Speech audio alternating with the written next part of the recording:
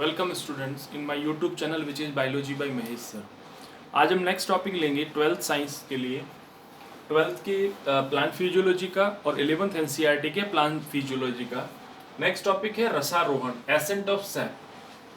Generally आपने देखा होगा कि प्लांट के अंदर वाटर जो एब्जॉर्ब होता है सॉइल से, ये कुछ फीट के प्लांट लाइक 2 और 3 फीट के प्लांट में भी वाटर एब्जॉर्ब होता है, प्लांट के डिफरेंट पार्ट तक जाएगा।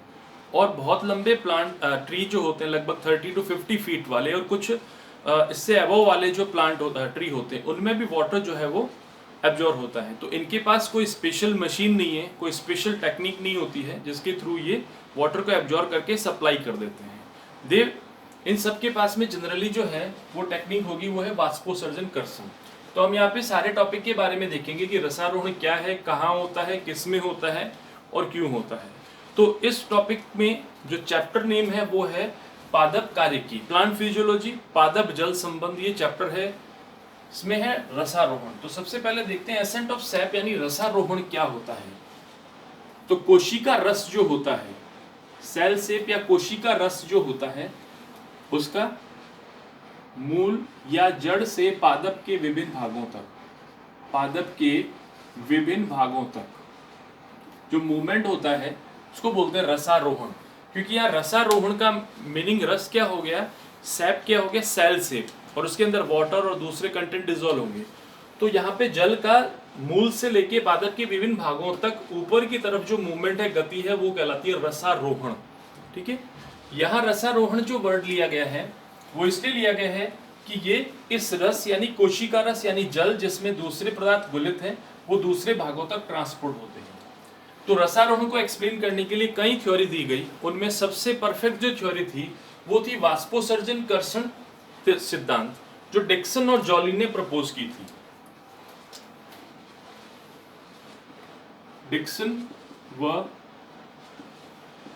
जॉली ने 1894 में ये प्रपोज की थी थ्योरी।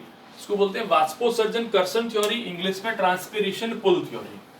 और इस थ्योरी का बेस था ससंजन बल, आसंजन बल और वाष्पोत्सर्जन कर्षण। ठीक है। तो एक एक करके लेते हैं। सबसे पहले ट्रांसपिरेशन पुल से पहले यानी वाष्पोत्सर्जन कर्षण से पहले, वाष्पोत्सर्जन होता क्या है, ट्रांसपिरेशन क्या होता है। पत्तियों या लीफ के द्वारा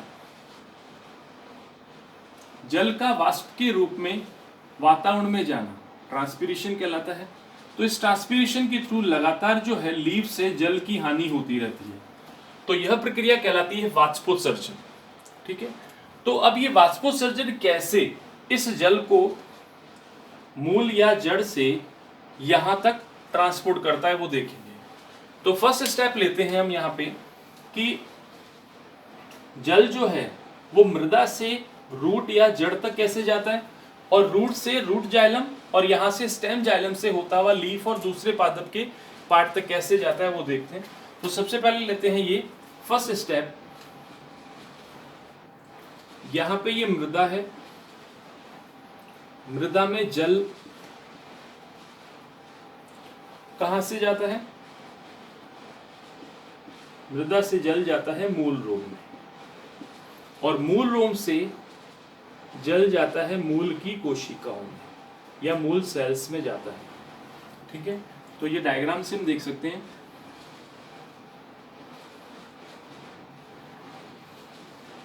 अब इस मूल रोम के चारों ओर मृदा है,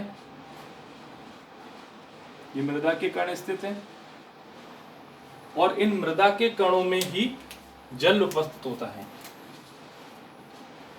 अब ये जल यहां से मृदा से मूल रोम में किस प्रक्रिया के द्वारा जाता है, वह प्रक्रिया है विसरण या डिफ्यूजन। तो इस डिफ्यूजन प्रक्रिया के द्वारा जल जो है वो मृदा से होता हुआ मूल रोमों में जाएगा। यहाँ इसको किसी भी प्रकार की ऊर्जा की कोई आवश्यकता नहीं है। अब यहाँ पे स्थित मूल रोमों के बाद में यहाँ पे है मूल की कोशिकाएं। ठीक है।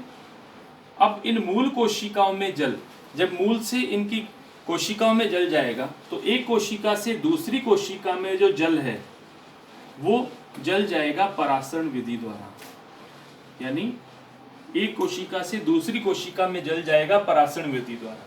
तो पहला क्या हुआ, विसरण, दूसरा क्या हुआ, परासरण, यहाँ पे अप्लाई हो गया। तो ये परासरण विसरण जो है ये इसके अपर भाग में यानी कि मूल के अपर भाग तक ही जल को ट्रांसपोर्ट करने में सक्षम है। तो इसके लिए यहां से मूल के इस भाग से और पादप पेड़ के या पादप के विभिन्न भागों तक जल के डिस्ट्रीब्यूशन के लिए ये दोनों सफिशिएंट नहीं है। तो इसके लिए वाष्पोत्सर्जन कर्षण जो है, ट्रांसपिरेशन पुल जो है, यहाँ अप्लाई होता है। तो वो कैसे होता है देखते हैं। यहाँ पे जब वाष्पोत्सर्जन लगातार होता रहता है तो वाष्पोत्सर्जन लगातार होने की वजह से विसरण दाब न्यूनता डीपीडी, डिफ्यूजन प्रेशर डेफिशिएंसी जो है वो यहाँ पे अधिक हो जाती है और यह एक प्रेशर या दाब उत्पन्न करती है जिसको बोलते हैं सक्शन प्रेशर या चूषण दाब। तो यहाँ पे जो दाब, मुख्य दाब उत्पन्न किया जाता है उसको बोलते हैं चूषण दाब। तो डिफ्यूजन प्रेशर डेफिशिएंसी क्यों है? क्योंकि लगातार इस लीफ की जो मेसोफिल कोशिका है उससे जल की हानि होती रही। जल हानि होने की वजह से यहाँ का जो विलयन है यानी कि कोशिका का जो विलयन है वो सांद्र होता जाएगा। इस वजह से ये डिफ्यूजन प्रेशर डेफिशिएंसी जो है हो जाएगी और ये क्या क्रिएट करेगी? सक्शन प्रेशर यानी चूषण दाब उत्पन्न करेगी। अब ये चूषण दाब की जो तरंग है यानी कि चूषण दाब उत्पन्न तो यहाँ हुआ है और ये चूषण दाब की तरंग जो है यहाँ से होते हुए पादप के इस वाले भाग तक आ जाएगी, इस वाले भाग तक आ गई। और चूषण दाब, क्योंकि चूषण दाब का काम शकिंग प्रेशर का काम शक करना होता है, चूषण करना होता है, तो यहाँ से वाटर को शक करके ये लीफ के इस भाग पे और दूसरे पार्ट में और प्लांट के डिफरेंट पार्ट में ये डिस्ट्रीब्यूट कर देगी। तो यहाँ के द्वारा यानी इस प्रक्रिया के द्वारा जो जल डिस्ट्रीब्यूट हुआ है उस दाब को नाम दे दिया गया वाष्पोत्सर्जन कर्षण और ट्रांसपिरेशन पुल। तो ये चूषण दाब जो है उसको नाम दे दिया गया वाष्पोत्सर्जन कर्षण या ट्रांसपिरेशन पुल। और इसी पुल की वजह से यहाँ से जल होता हुआ 30 से 50 फीट हाइट वाले पेड़ में भी ये पहुंच सकता है जल। अब डिक्सन एंड जॉली ने उसको अलग ढंग से एक्सप्लेन किया। डिक्सन एंड जॉली ने ये कहा कि इसमें 3 प्रकार के बल काम करते हैं। सबसे पहले सहसंजन। सहसंजन बल जो है वो जल के अणुओं के बीच में लगता है। तो इसका कहने का मतलब ये हुआ कि जल के अणु जब यहां से ट्रेवल करना चालू करते हैं तो ये सारे आपस में जुड़े हुए होंगे।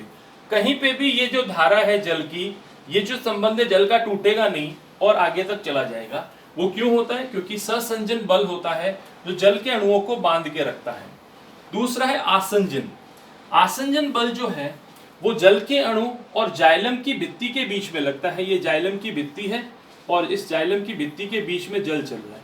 तो यहाँ पे जल के पास में 2 जो है वो बल हो गए। एक तो बल जो इनको आपस में जोड़ के रखेगा और दूसरा बल कौन सा है? जो जाइलम की भित्ति इस जल को पकड़ के रखी हुई है। अब ये दोनों तरफ से बल के द्वारा जुड़ा हुआ है तो यहाँ पे जल की जो धारा है, जल का जो वे है, करंट है, वो कहीं पे भी ब्रेक नहीं होगा। तो सेकंड क्या हो गया कि जल का जाइलम और जल के बीच में जो दाब लग रहा है, जो जल के दाब को जल को जो है वो बांधे रख रहा है, वो हो गया आसंजन। तो 2 प्रकार के दाब हो गए, सहसंजन और आसंजन, एडिशन एंड कोहेशन फोर्स। अब थर्ड आता है कि तीसरा लगता है वाष्पोत्सर्जन कर्षण, जो मैंने बता दिया कि अत्यधिक वाष्पोत्सर्जन की वजह से यहाँ पे चूषण दाब उत्पन्न होता है और ये चूषण दाब यहाँ से होता हुआ मूल के इस ऊपर वाले भाग पे जहाँ जाइलम उपस्थित है वहां तक आके जल को अवशोषित कर लिया। जल अवशोषित करने पर जैसे ही जल इस जाइलम वाले भाग में पहुंचता है तो जल के अणु सारे जुड़ जाते हैं और जुड़ने का कारण है सहसंजन। जैसे ये जाइलम की वाहिनिकाओं में आते हैं तो वहां पे आसंजन जो है दाब, ये इनको बांधे रखता है। तो ये जल की धारा यहाँ से प्रारंभ होके और पादप के विभिन्न भागों तक चली जाती है बिना किसी व्यवधान के, बिना टूटे हुए। तो ये कहलाता है वाष्पोत्सर्जन कर्षण या ट्रांसपिरेशन पुल। और इन तीनों बल की सहायता से 30 से 50 फीट ऊंचे पादप में, पेड़ में भी जल जो है वो आसानी से जा सकता है। तो ये प्रक्रिया कहलाती है वाष्पोत्सर्जन कर्षण या रसारोहण। वापस रिपीट कर देता हूं, रसारोहण मतलब वह प्रक्रिया जिसके द्वारा जल का मूल से पादप के विभिन्न भागों में ऊपर की तरफ गति करना रसारोहण कहलाता है। रसारोहण के लिए सबसे उपयुक्त जो वाद है, थ्योरी है, वो डिक्सन जॉली ने दी थी। उस थ्योरी का नाम है वाष्पोत्सर्जन कर्षण या ट्रांसपिरेशन पुल। ट्रांसपिरेशन पुल की व्याख्या हम 3 दाब के द्वारा, 3 बल के द्वारा कर सकते हैं, सहसंजन, आसंजन और वाष्पोसर्जन। सहसंजन बल मतलब वह बल जो जल के अणुओं को आपस में जोड़ के रखता है। आसंजन बल मतलब जल के अणुओं को जाइलम भित्ति के द्वारा जोड़े रखने आसंजन कहलाता है। और वाष्पोसर्जन कर्षण मतलब चूषण दाब के द्वारा उत्पन्न कर्षण या पुल वाष्पोसर्जन कर्षण कहलाता है। तो ये डायग्राम और ये एक्सप्लेनेशन आप अपने रसारोहण वाले क्वेश्चन में इजीली कर सकते हैं। अब इसमें जो शॉर्ट क्वेश्चन बनते हैं 1 वर्ड के या ऑब्जेक्टिव क्वेश्चन, रसारोहण में सामान्य रूप से किसका अवशोषण या किसकी गति होती है? तो रसारोहण में सेलसेप या कोशिका रस की गति हो रही है। यहाँ कोशिका रस यहाँ से आने वाले जल को माना गया है। इसके लिए सबसे उपयुक्त मत वाष्पोसर्जन कर्षण, ट्रांसपिरेशन पुल, ये थ्योरी डिक्सन जॉली ने दी थी 1894 में। यहाँ पे सहसंजन आसंजन पे क्वेश्चन बन सकते हैं। सहसंजन बल जो है वो वाष्पोसर्जन कर्षण में किन किन के बीच लगता है? वो जल के अणुओं के बीच में लगता है। आसंजन बल जाइलम और जल के अणुओं के बीच में। और वाष्पोसर्जन कर्षण बल क्यों उत्पन्न होता है? अत्यधिक वाष्पोसर्जन की वजह से। वाष्पोसर्जन बल का एरिया कितना है? वाष्पोसर्जन बल का एरिया लीफ से लेके 30 से 50 फीट लंबे पेड़ तक का है। यानी इतने लंबे पेड़ में भी ये वाष्पोसर्जन कर्षण बल आराम से काम कर सकता है। तो ये छोटे बड़े सारे क्वेश्चन मैंने आपको बता दिया, आप इसका स्क्रीनशॉट ले सकते हैं।